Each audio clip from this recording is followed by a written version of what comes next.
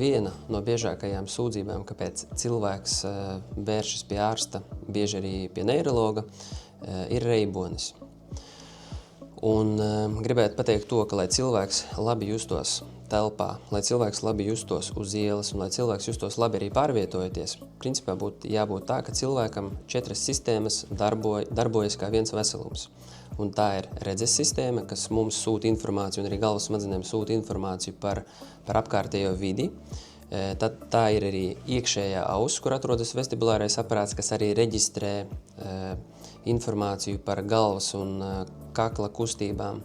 Tad ir arī dziļā jušana kājās, un arī tur mums ir specifiski receptori, kas palīdz mums saprast ķermeņa attiecības pret zemi.